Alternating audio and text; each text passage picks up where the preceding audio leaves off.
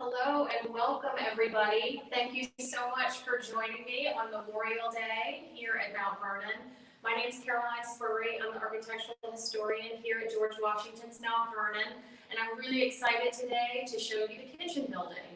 Speaking of which, I know it's Mansion Mondays, but we are not in the mansion right now. So first, before I kind of get into the nitty-gritty of the spaces that we're going to see in the kitchen and what would have been done in those spaces, I just want to give a little bit of background on the building itself and kind of how it's positioned in the plantation landscape here. And I swear I'm going to try not to talk the entire time so that you all have a chance to ask your questions, and hopefully you'll be thinking of those questions as I'm talking and walking around. So this building where I'm standing, it was built in 1775. So to put that in the broader context of what was happening here at Mount Vernon, that's around the time that George Washington here on the mansion farm was really redesigning his plantation landscape. So this is around the time that the north and south wings get added. This is also around the time that a number of buildings down the north and south lanes, the outbuildings, get added as well. One thing that I know for us architectural history nerds will appreciate, well really anybody can appreciate this, one of the things that Washington was trying to do with the mansion and the immediate dependencies was basically build out what's called a 5-part Palladian plan. Now, Palladio, he lived in the 16th century, but a lot of his design concepts regained popularity in the 18th century. And a lot of those designs came to the United States through pattern books, because as you may know, Washington himself never traveled to Europe. So he was trying to build out his house as the center block of the plan, and then what are called hyphens, or really connectors, come off either end of that central block. So where we have our 2 colonnades, which are open walkways, they can either be open or closed, those are our hyphens.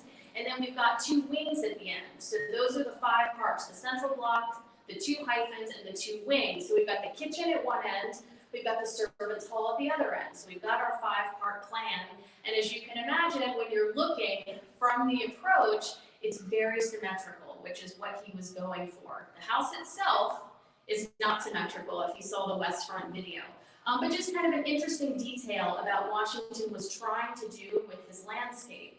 Now, this building, and I'm actually going to ask our friend Sarah Stio to pull up a drawing of what you're going to see is kind of lighter outlines of the current buildings. So kind of what I just described, that 5-part Palladian plan, but then you're also going to see some very dark blocks, and those dark blocks represent what would have been here before the kitchen was built. So what you see is a smaller main house, and then you also see 2 sets of outbuildings on either side. So basically, where the current building is, underneath, there are foundations of 2 earlier buildings. There was a dairy, and there was an earlier kitchen. So the building that we're in is basically the 2nd generation kitchen, and then that was it. Obviously, there's not been another kitchen building since then. Very interesting for us, because what that means is we find a lot of evidence below the floor, which we're not necessarily going to be able to see, but I picked a couple of photos that will show you some interesting tidbits. So with that bit of background, the room that I'm standing in now is the cooking room, so called because a lot of cooking was done in here. Now, one thing that we are not easily able to understand is kind of the amount of commotion that would have been happening in this room. And by commotion, I also mean, noises, I mean smells, I mean people. When you think about some of the activities, we've got food preparation, and that also included things like butchering animals in this space. So it was also a very dirty space. It was also a very hot space. You can see over to this side that there's a very large cooking fireplace. So a lot of things would have been happening in this space.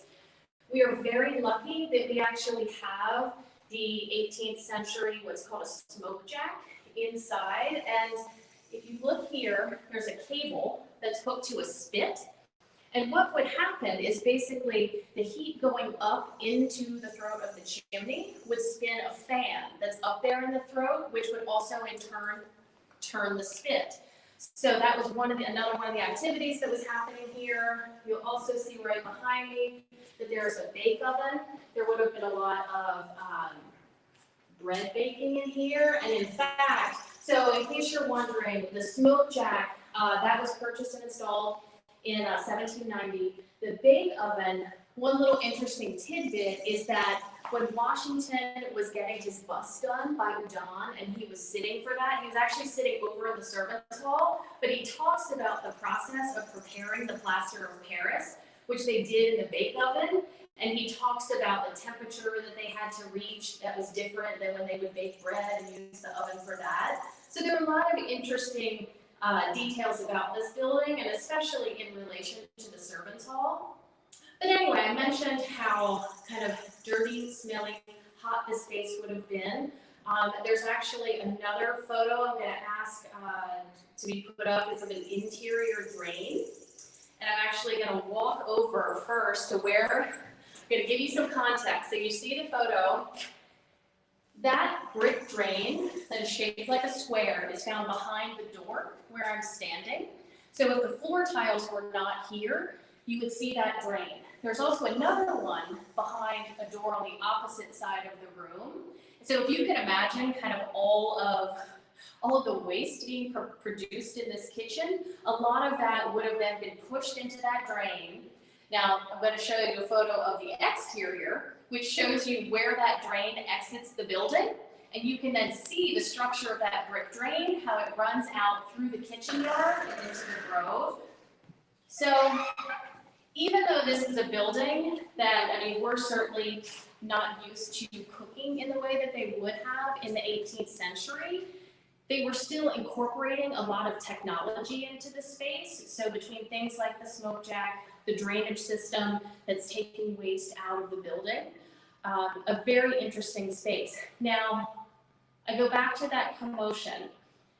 There would have been a lot of people physically residing at the estate during Washington's lifetime. And so certainly you have the Washington family, but they were actually the fewest in number. It was mostly enslaved folks, and then also some white indentured and hired servants.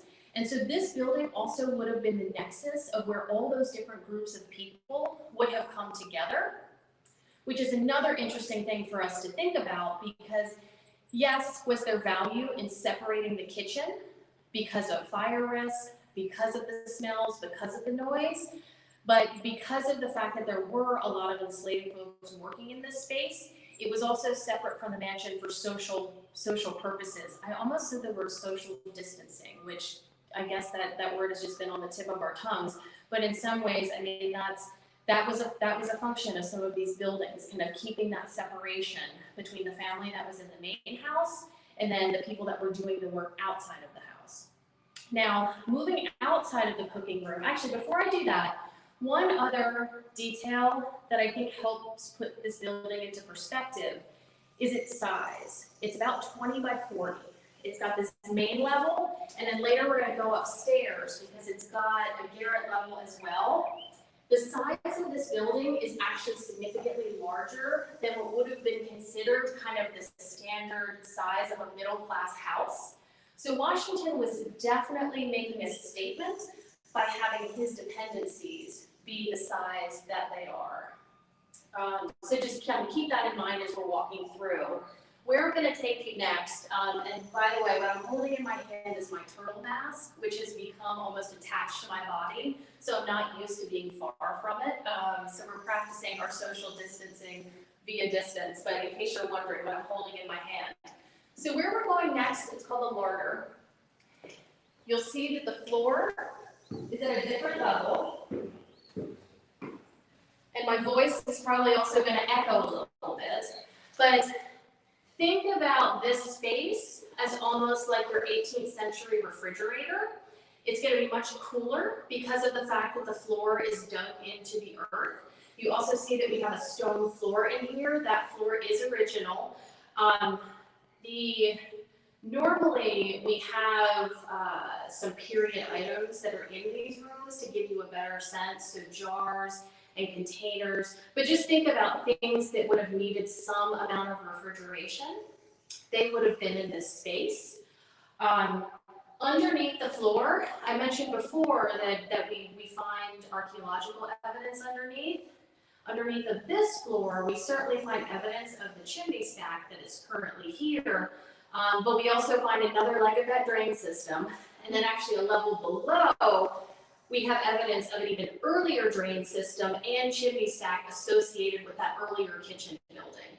So there's a lot happening in this seemingly simple space. One other thing I'll point out is that we do believe, and I don't know if we'll be able to see them, but the staples that are holding the hook in the ceiling, we also believe that those survived from the 18th century as well. So this building has gone through several restorations, but there are a number of things that survive, and I'll come back to that so we can kind of take a little bit of an inventory. And then what we're going to do next is actually head over to what's called the scullery. So I'll follow the camera there. The scullery is basically the room where you would have been washing your dishes. You would have been storing a lot of dishes. Now again, once we actually repopulate this room with a lot of the decorative arts objects, you'll be able to get a sense of that, but you can see the shelves, the storage. While the shelves themselves are not original, we have found the physical evidence that supports there having been shelves there. Interestingly, in one of the earlier restorations in the 19th century, they actually took out this chimney stack, or at least the bottom part of it. And so we found evidence for that as well. And then when it was restored again in the 1950s, that chimney stack was restored. As you can imagine, in the time in between, it caused all manner of problems with this building because you still had the chimney stack on the second floor, but not on the first. So it was putting a lot of pressure on the first floor of the building and the framing. One other thing I will say too about the decorative arts objects in this space, we have a wonderful team of curators who do all of the research to determine what types of objects belong in the space. And so as we speak, Jessie McLeod and Elizabeth Mallon are two curators who are working on that with a specialist and Martha Katz-Hyman. And so in the near future, we are going to repopulate the scullery and the larder and then also revisit what's in the cooking room. We're very lucky that we have a very detailed probate inventory of all the items that were in this building at the time of Washington's death. So that is a really great tool. We also are very lucky because, as you can imagine, kitchen objects, because of how functional and how frequently used they were, they often don't survive. But we actually have a really great collection that came down from Martha Park Custis Peter, got that right.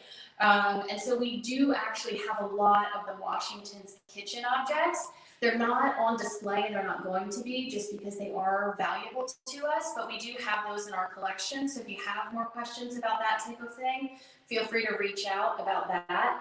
But we will be repopulating these rooms. Now with that, I'm going to take you up to a space that's not typically seen by visitors. And granted, the scullery and the larder, if you've ever been here, you can peek in. You can't actually walk in the rooms, but you can at least see them. But now we're going to go upstairs into Garrett.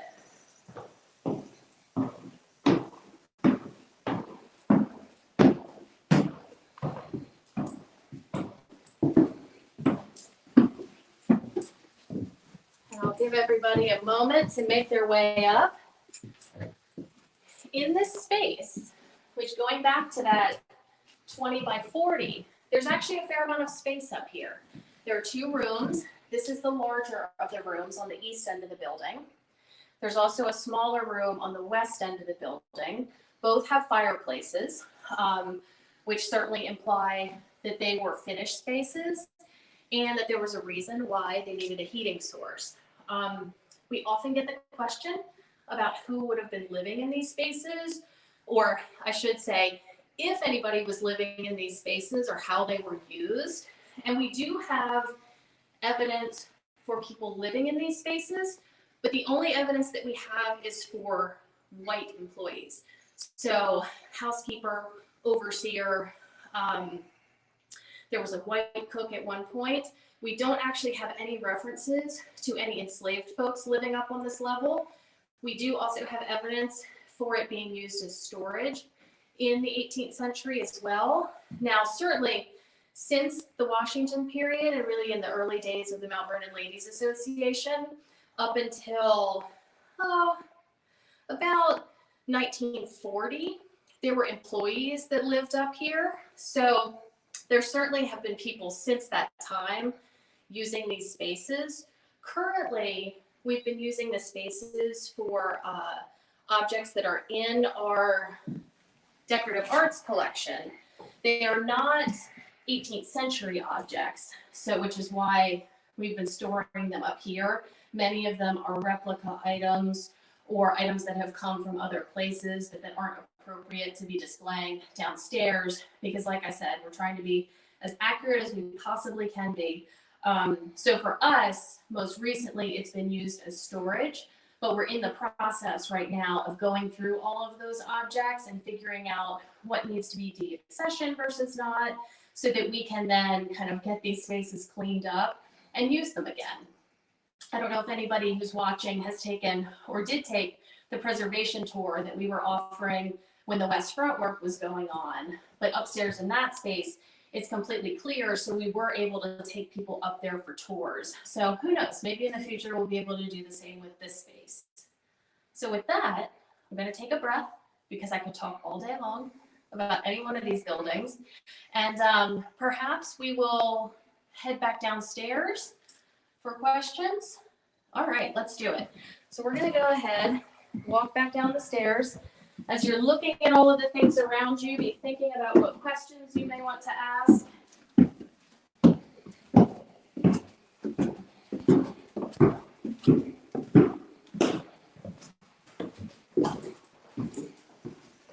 we'll head back into the cooking room.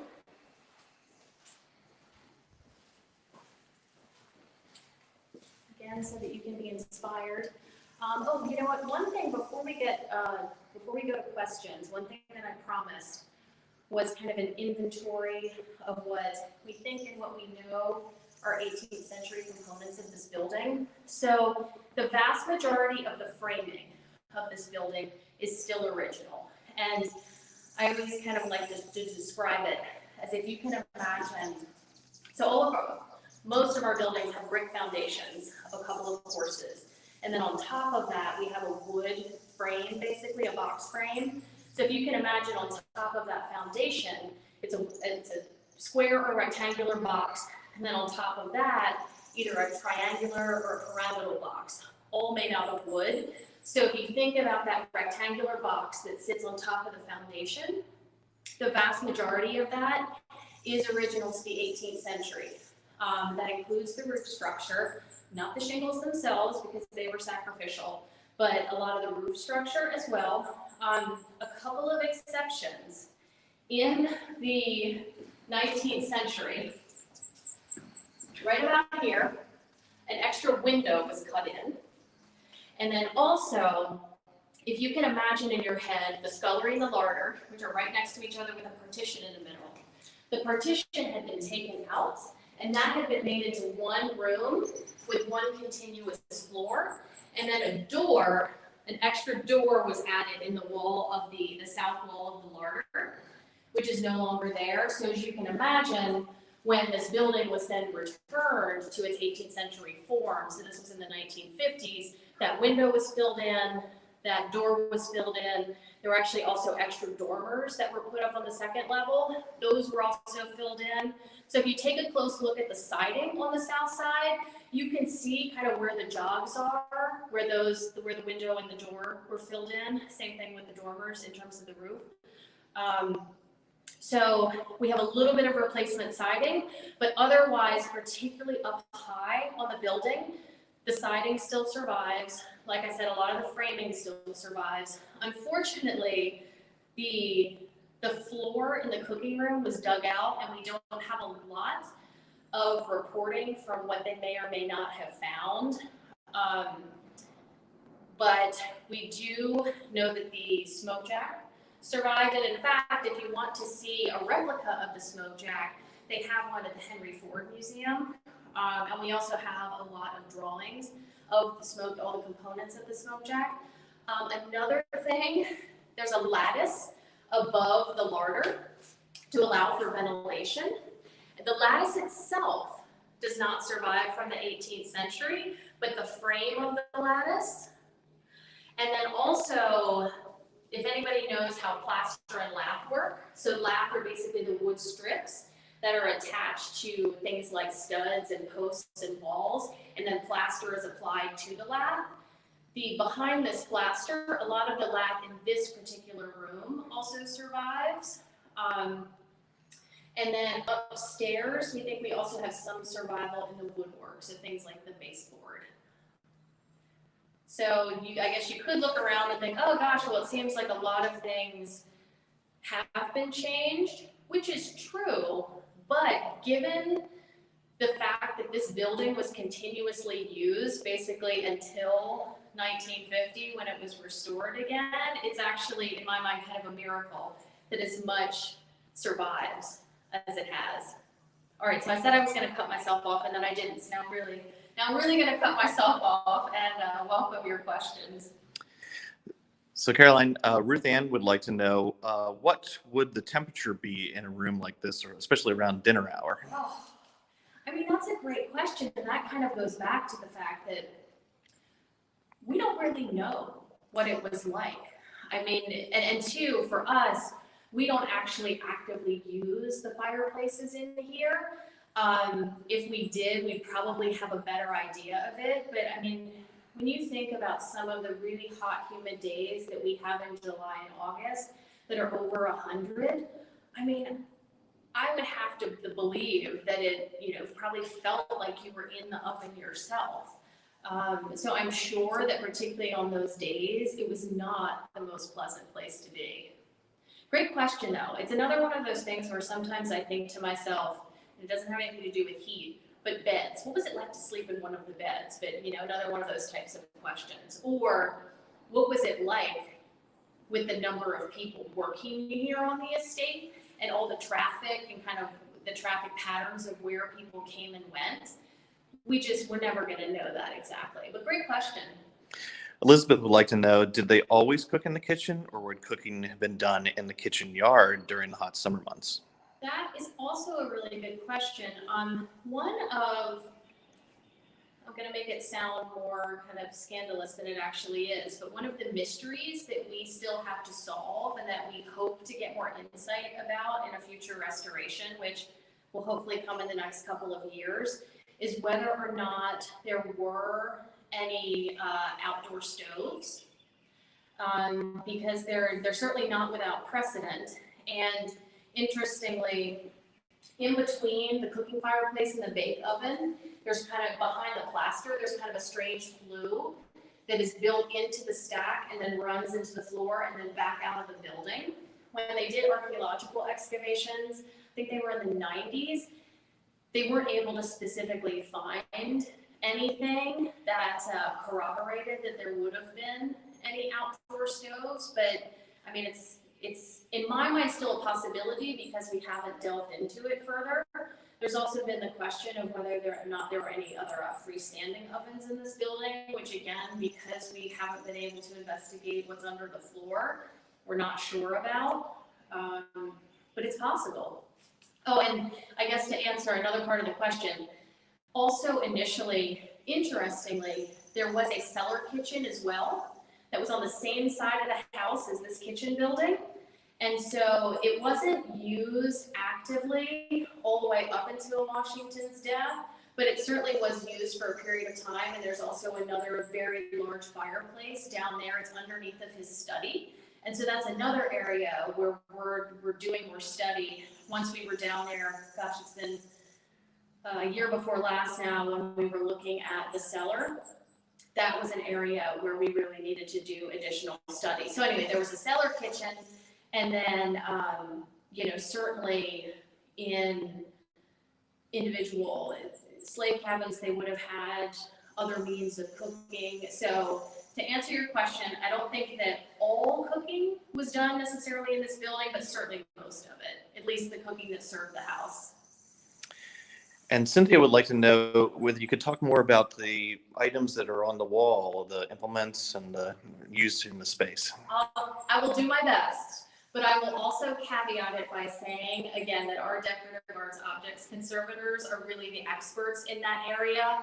What I will say again is that we have tried to be true to the probate inventory of the types of objects that would have been in here. So what you're gonna see are a lot of serving vessels. If you look up on the shelf, it kind of looks like a flat pan with a handle, but you would have put a hot pot on top of that. You've got a lot of serving utensils over here on the side. You've got a scale. You've got knives. You've got a mortar and pestle. You've got a lot of pots by the cooking fireplace. You've got a tea kettle. So in some ways, a lot of the things that you're seeing are similar to things that we use now. Perhaps we just use them in a slightly different context. But I would say too, if you're interested in learning more about some of the specific utensils, that's something, or the objects that are here in the kitchen, that's also something that we can give you some more resources on the website, and then also just following up on your questions. And Amanda would like to know how many people would have worked in the kitchen.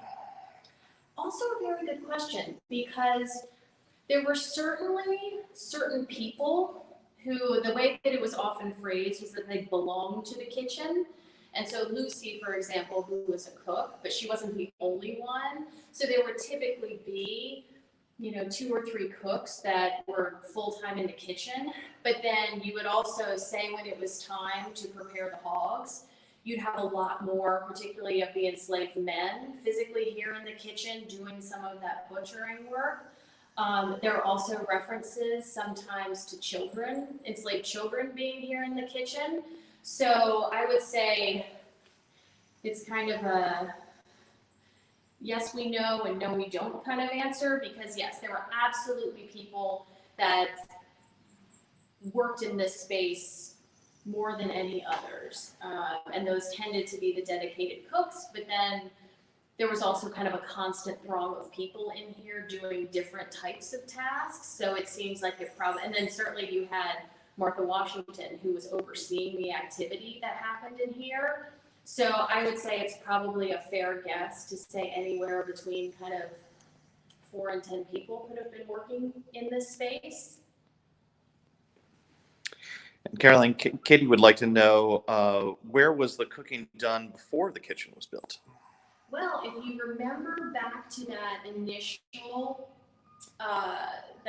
drawing that we looked at, before this kitchen was here, there was an earlier kitchen building, so certainly the cooking would have been done at that point. If you think about the timing of when this estate really came to be, we're talking kind of mid-1730s. So, and then this building was built in 1775. Before that, there was an earlier kitchen. So as far as we know, there seems to have been a kitchen building here. And then I should say as well that George Washington's older half-brother Lawrence, when he passed away, he also had a probate inventory, and there certainly was evidence of there having been a kitchen building. So as far as we know, there's always been a kitchen building here. It just wasn't necessarily this one. And David would like to know, is the hearth large enough to smoke meats, or preserving, or was preserving done somewhere else? That is also a really good question. I feel like I keep saying that over and over again, but they're all really good questions. There is right across the lane, there is a smokehouse. And so a lot of the meats would have been, and by meats, I mean primarily pork. The most references that we have to what was actually being smoked are pork products, and particularly bacon. And in fact, sometimes people trying to steal the bacon. But anyway, we do have a smokehouse that is right across the south lane. And then down the north lane, you may even be able to see it out of the door. There's also a salt house. And so when you think about salting fish and that type of thing. So yes, this would not necessarily have been the site of the smoking. Butchering, yes. Smoking across the lane. And Jenny would like to know, would they hang meats in here, and I think the larder room, cooked or raw? It's a good question because we don't actually have a lot of references to the activities that would have been happening in the larder. And so we really do rely on, kind of evidence that we see in other places in the Chesapeake. And so I don't know if anybody was here, gosh, probably 10 years ago or more. We actually, as part of the interpretation, used to have fowl of different sorts, so like ducks and geese hanging from the hooks. But that's actually one of the things that our curators are looking at right now in terms of what's going to be most appropriate to be hanging essentially in your refrigerator type space.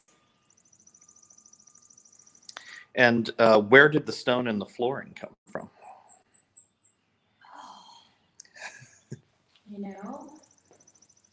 My first instinct is Whitehaven, but as soon as I say it, I don't actually think that's correct. I'm going to have to follow up on that because rather than kind of try to come up with an answer that may not be correct, I don't want to do that. So I'll have to follow up with you on that one. So make sure you get you the right answer. And Cynthia would like to know, what did they use to wash dishes then? That also is more of a curator question, so we can follow up on it. I would imagine it's probably going to be something like lye. Yeah, that's going to be another follow-up. Man, 2 in a row. Dawn would like to know, would the larder have also been used as a root cellar? It could have been. Now, here at Mount Vernon, we do also have evidence that a lot of the storage that you would have put into a root cellar was actually in the main cellar. So in the cellar that's underneath of the main house, there are actually rooms on both sides of the cellar passage, and some of those were used for the purposes of a root cellar. So we don't have evidence that that's how it was used. It's not out of the question, but I would say when we have references to the storage of those types of foods, it was usually in the mansion cellar. And David would like to know, based on the research, what would be the most common cooking vessels that were used in Washington's kitchen? Cast iron, copper, brass, lined or unlined? I wish I had a call the curator on a button, because I don't know the answer to that one. I was going to say, if you ask me any questions about the framing of the building, I am on it. But yeah, we'll follow up with that one as well. And when was the kitchen built?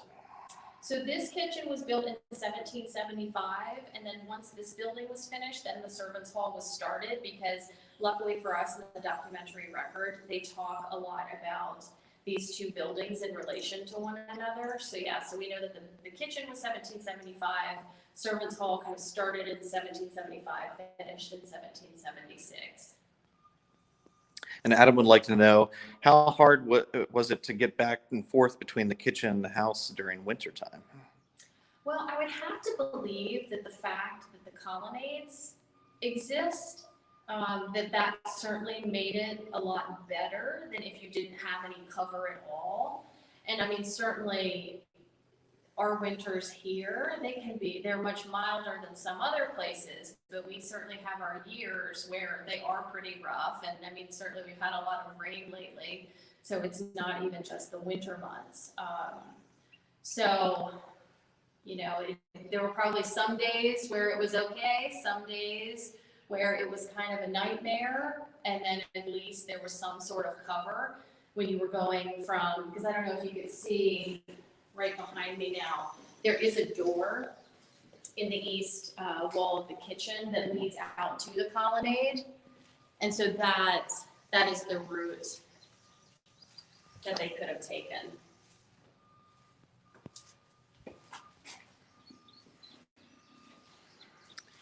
And Shauna would like to know, what was the second smaller room upstairs used for? Well, it kind of depended on the year. Sometimes it was used for storage, and sometimes it was used for habitation. It seems like based on the evidence that we have, it's more likely that the larger room was probably used when, say, John Fairfax, the overseer, was living in there, or Mrs. Forbes, who was living there at the time of Washington's death. But we also have just as many references actually to the entire space being used for storage. And a question from Diane, could you show how the bicycle chain, works on the on that? Is that possible? Well, it's not possible today just because we try not to handle the 18th century objects unless we absolutely have to. But if you can visualize, up in the throat of the chimney, there's a little fan. And as the heat is rising, it turns that fan. So the fan is turning in one direction. So kind of spinning this way. And then the chain is running this way. So fan this way, chain this way. And then the chain is what's turning the spit. So I suppose, I'm not actually going to touch it, but if I were to pull it down, you can imagine the other side is going to go back up in a circle. That's how it would have worked. And a question, was the cooking for the enslaved people also done in this room as well? I think for the most part, so the slaves would certainly get rations, and they would get rations from the smokehouse. They would get rations in terms of grains and things like that. The vast majority of the cooking in here, though, was to serve the house. And a question from Kathy, was it in the practice in the 18th century to butcher food in the same place where food was prepared?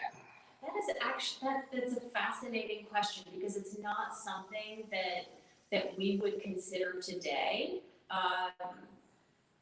But the answer is yes, it would be. And I guess for better or worse, those drains in the corner were one of the main forms of hygiene, I suppose, when you're washing all of the waste into them. And a question from Tim, was there any cold storage? Well, you saw the larder, which was, basically that was the main form of cold storage in this building. Now, ice was also used, certainly, and then, so another one of the outbuildings that's further down the South Lane is the ice house.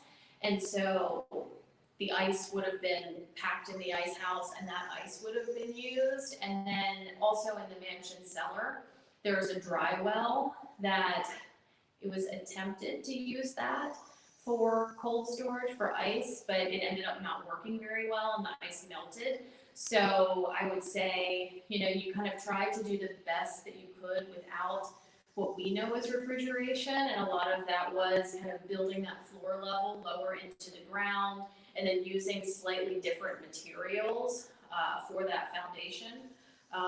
And then ice and salting, both very big. And a question from Lily, did Martha Washington spend much time in here supervising? Probably. For better or worse, we don't have diaries of Martha Washington's time spent in the same way that we do for George Washington. Again, we're really lucky that we have a very rich documentary record for George and his whereabouts and the things he was thinking about and the projects that he was directing. But for Martha, we don't have nearly as much documentation. So we just don't know the answer to that question, but we do know that this was part of her domain. So it's hard to answer the question, but I would have to imagine, given the number of visitors that were coming to this place, and given the value of food, and also the labor intensiveness of preparing that food, that she probably would have been in here fairly frequently. Maxine would like to know, did they ever cook outside? Kind of going back to the question of whether or not they may have had the outdoor stoves. Yeah, I think it's possible. One thing that is interesting about this building is that I would say it was only in kitchens of the most wealthy folks that you found things like bake ovens. It was not necessarily a common thing to have in kind of your average kitchen. So I think in many places, yes, you would have had, say, an outdoor bake oven. We just don't have any evidence that that was the case here. Because again, we have the indoor, and this was much larger than your average kitchen. So they were able to accommodate a lot more cooking in here and a lot of different types of activities. And, you know, if you go to some other places, sometimes you'll see those parsed out a little bit more. And then certainly, I mean, people, and I would say especially the enslaved community, more so than the folks who were living in the house, but yes, cooking over an open fire, that type of thing, absolutely happened. So Kathy would like to know, is the smoked jack made in Virginia or would have been imported from England? That, I believe, was made in Virginia.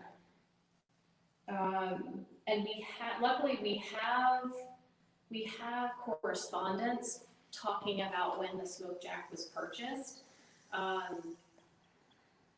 That's another one that we can double check. Just because you're right, there were so many things that, well, and so many is kind of a relative term. Washington did a lot of ordering from overseas, but because it was cost prohibitive, he was also actively trying to source things locally. So we find a mix here of some local and some from abroad. And a question from David, when was the last time this building was regularly used? So the last restoration of this building was from about 1949, and then it reopened in 1952. So really up until that restoration, it was still used. Now, being used for the purposes of cooking, that's something else, still within close range. So the cooking stopped in this building in 1930, and then it became really a full-time interpretive visitor space after that restoration that was done in 1952.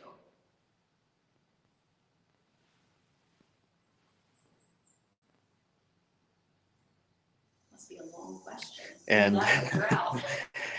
Lily would like to know, you know, what is a smoked jack? I mean, essentially what it is a spit. It's a heat-powered spit. So if you can imagine the rod here, you would have had meats that were placed on the rod, and then the smoke jack is turning it at regular intervals, using the heat that's coming up into the fireplace. So it's a spit. It's a spit for cooking meat. The fan is the thing that really drives the spit. Exactly. It's kind of the combination of the heat and the fan that make the whole mechanism go. And it's actually, I mean, it's really fascinating if you look at the model of it, if you look at drawings of it, because, I mean, it's a very simple machine, but when you see its component parts, it makes sense as to kind of what is moving what part. And a question from Barbara, is there any record of damage from fires? There is not any record of damage from fires. However, when the 1940s, 50s restoration was happening, all of the plaster was removed off of the walls down here, but also upstairs. And so they were able to get access to the framing. And they found soot all over the framing. And so the thinking was not that there had been a fire, but that perhaps the walls and the ceilings had not been plastered initially. So basically the cooking had already started to happen and the soot had started to accumulate before the walls were finished. But no evidence of a blaze. And blaze is, I know, a very strong term. In the mansion, for example, in the cellar, we do have evidence of a small fire in there, but not in here. And there's no running water in this space. How far away is the water source, and how would that have been? Well, if you have been here before, then and actually if you kind of peek out through the colonnade, you may be able to see the water source out there. So we see the river out there. And like I said, we also had the ice coming in from the ice house. The good thing about this particular site, in some ways, is that there are actually a lot of springs underneath of the ground. And actually, if you were to kind of go down the east lawn towards the water, there's a spring house that channeled a lot of that water. And so that was kind of a secondary space that was used to keep things cold. The one that stands there now, though, is not Washington era, but there are springs all over the place here. And so in order to try to channel the water coming out of those springs, there were a number of wells. And so actually behind the kitchen building, let's see if we can maybe see that. So if you go out the south door and then look to the left, there is a well, and that is an 18th century well. There was later a well house built over top of it, but that was not 18th century. But there were a number of wells on the estate, so they certainly tried to channel that water in a way so that they didn't have to constantly be going down to the river to, say, get buckets and bring them up. So it was kind of a combination of all those things. But certainly here at the kitchen, there was a well right behind the building. And a question from Kimberly, what was the most unusual or oh wow thing you found? In general or in the kitchen? I always have trouble answering that question because with every project that we do, we always find something that's interesting. I think for me here in this building, and I was lucky enough where when I first came to Mount Vernon, there was an archaeological excavation underway. And quick shout out to Team Archaeology, Joe Downer and Lily Carhart. They were in the process of doing an excavation in the kitchen yard. So I did actually get to see the photo that you saw of the opening for the drain coming out of the building. And there's actually a very complex set of drains in the kitchen yard. I was able to see that, and that really helped me to kind of visualize some of the actions that actually took place in this building. And then another thing I would say, again, specifically associated with this building and really the site of this building, is that the archaeology team, again, most recently, they have been doing excavations in the South Grove, which is basically just beyond the fence that you see outside of the door. And they were able to find evidence for another earlier outbuilding that was in the same plane as those two early outbuildings that you saw in that drawing. And so our research archaeologist, Jason Burrows, has been working on actually mapping that out. And so that you can kind of superimpose where the building sits versus kind of how we visualize it. So that was just last year, the year before, that discovery was made. So that was really cool too, that just reinforced the earlier foundations that we had found, and then also just kind of thinking about the evolution of the entire site, not just what we see interpreted as 1799. So those are two good ones, but there are a lot of them. And Kathy would like to know, how would the bake oven have been used, and then probably in difference with the fireplace? So, well, first of all, the bake oven, a lot of bread was made in the bake oven, and it was the type of process where you would heat up the bake oven, and then you would leave it basically hot or warm, really, for long periods of time so that you could continuously bake, so that it wasn't like, okay, you were getting the bake oven warm and then you let it cool off again and then get it warm again, so that you could continuously be making food in that. And then obviously we have our one example of the oven being used for the plaster of Paris. But it also, inside of the bake oven, and granted there have been a number of repairs to the bake oven, but inside of it, it's a dome. So if you kind of think of, I suppose, the way that some pizza ovens work, it kind of works in a similar way. Great. And a question from Clay, what were the wooden hooks used above the fireplace? So, if you notice, there are, thanks for the question, Clay. If you'll notice, there are different rods that are, I think these are the hooks that you're probably talking about up here. Yep. There are metal rods that are sitting in those, that if you notice the rod that's on the spit right now, they're just different lengths of those rods. So you can basically take these 2 feet that are at the bottom and move them closer together or further apart to accommodate the different lengths of these rods. But basically it's being used to store those. And Anthony would like to know, is the brick in the fireplace original? The brick in this fireplace is original. For better or worse, over time, there have been some campaigns where Portland cement has been used, which is not a terribly sensitive material because it does not conduct water. And so what happens when you use Portland with a water-soluble material like an old brick is that sometimes it will deteriorate that water-soluble material. Well, it will first. And so you can see that there are a couple of areas where the bricks are not in the greatest of condition. So we've actually been systematically going through, and our preservation mason Kevin Jones has been working on this, and basically raking the old mortar out of the joints and making sure that we have a lime-based mortar in there. So, so I would say, given that, it's pretty amazing that not only the fireplace, but the chimney stack in general, I mean, it's actually survived pretty well. So probably just time for 3 more questions. Okay. Did they ever have someone clean the chimneys? I'm sure they did. I like that question because it's not something that I have researched specifically, and it's also not something where I have come across a reference specifically to somebody cleaning out the chimneys. But now I'm going to have to put it on the list. Because certainly, I mean, we know that it was,